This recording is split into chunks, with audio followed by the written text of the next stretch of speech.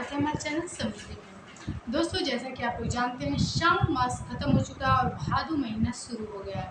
भादो महीना में ही अष्टमी तिथि को श्री कृष्ण का जन्मोत्सव के रूप में मनाते हैं। इसलिए भाद्रपद महीना कुछ चीज़ों में तो मतलब कहा जाता है कि अच्छा नहीं, लेकिन कुछ चीज़ों में मान तो ये विष्णु भगवान के चतुर्मास का दूसरा महीना और पूरे महीने विष्णु भगवान और कृष्ण भगवान की पूजा इसमें होती है।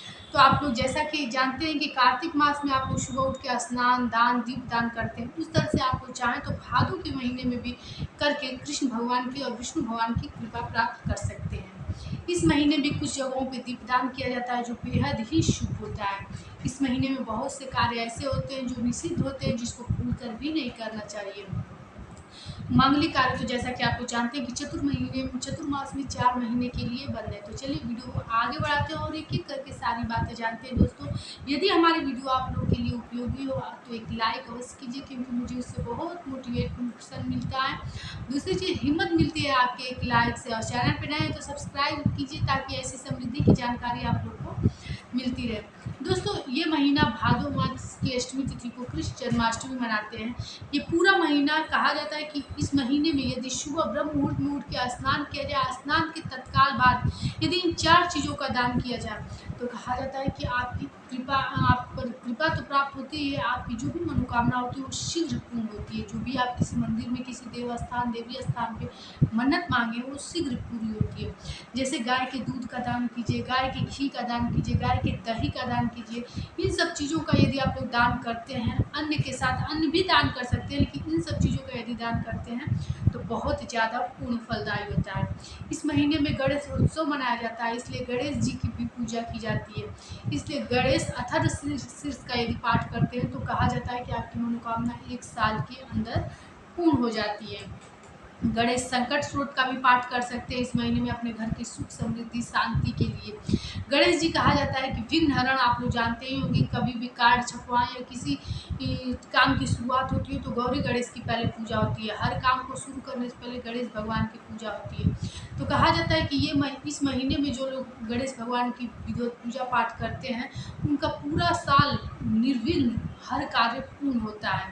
तो यदि आप लोग अपने घर चाहें तो गणेश भगवान की पूजा इस प्रकार से कर सकते हैं और इस चीज़ पाठ करना शुरू कर दें तो आपका हर काम आसानी से निकलने लगेगा। इस महीने कुछ चीज़ों का त्याग करना होता है, जैसा कि आप लोग जानते हैं कि पिछले महीने इस सावन था। तो इस महीने में दही खाने से कहा जाता है कि शरीर में तामस उत्पन्न होती है, और गर्मी युक्त जो चीज़ गर्मी शरीर को प्रदान करे वो चीज़ यदि खाने से आदमी के बुद्धि भ्रष्ट होती है, तामसी शरीर होता है, मतलब तामसी रूप वो चीज़ आती है, जैसे लहसुन प्याज भी। तो चूँकि देखिए, अभी 1 महीना सावन था तो सभी लोगों ने हर चीज़ों का त्याग किया था, तो लेकिन तो हर चीज़ तो त्याग नहीं कर सकते, लेकिन कोशिश कीजिएगा कि दही का अवश्य इस महीने में निषिद्ध माना गया है, तो दही का त्याग कीजिएगा और मसूर के दाल का त्याग कीजिएगा, क्योंकि ये बिल्कुल ही हमारे शास्त्र में हानि मतलब कहा गया है कि अच्छा नहीं माना जाता है, ये तामसिक माना जाता है। दूसरी चीज़, इस महीने में आप लोग इन सब चीज़ों का दान तो कीजिएगा, 4 स्थानों पे अवश्य दीपक जलाइएगा, जिससे आप पर विष्णु भगवान की कृपा प्राप्त हो।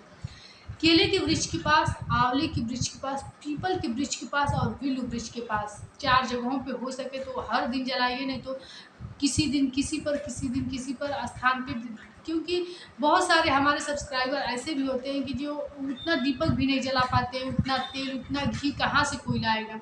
तो आप लोग चाहें तो जैसे गिने चुने, मतलब आज यदि पीपल वृक्ष के पास जलाएं तो कल आंवले के वृक्ष के पास जलाएं, क्योंकि कहा जाता है कि इस महीने में इन स्थानों पर दीपदान करने से विष्णु भगवान की कृपा प्राप्त होती है। तो ये कार्य अवश्य कीजिएगा। इस महीने में क्या है कि आप लोग जैसे बहू बेटियों को पहली बार यदि विदा करना है तो बिल्कुल मत कीजिएगा, क्योंकि अच्छा दिन ये नहीं माना जाता है।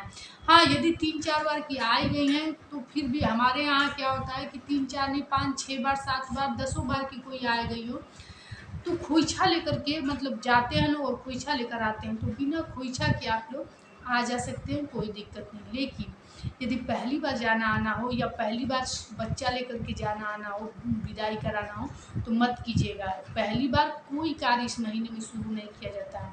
यदि आपका घर बन रहा है और उस घर में गृह प्रवेश कराना चाहते हैं तो ये महीना बिल्कुल शुभ नहीं है, मत कीजिएगा ऐसा। किराए के भी मकान में रहते हो और दूसरे जगह पे आप लोग को जाना है तो बिल्कुल मत जाइएगा। सुहागिन महिलाएं जैसे नए चीज़ की शुरुआत, जैसे मंगलसूत्र हुआ, बिछुआ हुआ, इन सब चीज़ों को यदि खरीद रही हैं तो इस महीने में बिल्कुल मत पानिएगा। महीना भी खरीदने के लिए अच्छा नहीं है, तो आप लोग इस महीने में मत खरीदिएगा।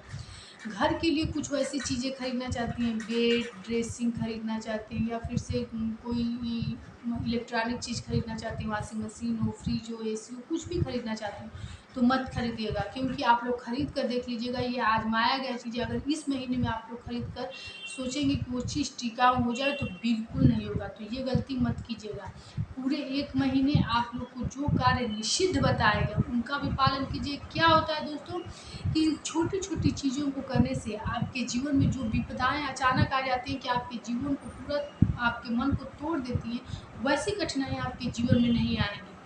बाकी तो ये मानव जीवन है, यदि हम ये कह दें कि 100% आपके जीवन में कुछ होगा ही नहीं, छोटी-मोटी घटनाएँ भी नहीं होंगी, तो ये तो गलत होगा, क्योंकि मानव जीवन है तो विपदाएँ तो आएँगी। ये भी कहा जाता है कि इसी महीने में विष्णु भगवान ने मानव रूप पकड़ करके और पृथ्वी पर आए थे, हम कलयुग का दुख हरने के लिए।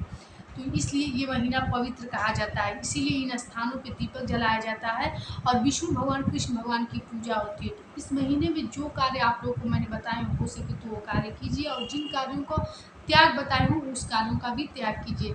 दोस्तों, यदि हमारी जानकारी आप लोग को अच्छी लगी है तो एक लाइक कीजिए, और चैनल पे नए हैं तो सब्सक्राइब भी कीजिए, ताकि ऐसी समृद्धि की शुद्ध सात्विक जानकारी आप लोग को मिलती रहे। फिर मिलते हैं एक नई जानकारी के साथ, तब तक के लिए जय श्री राम।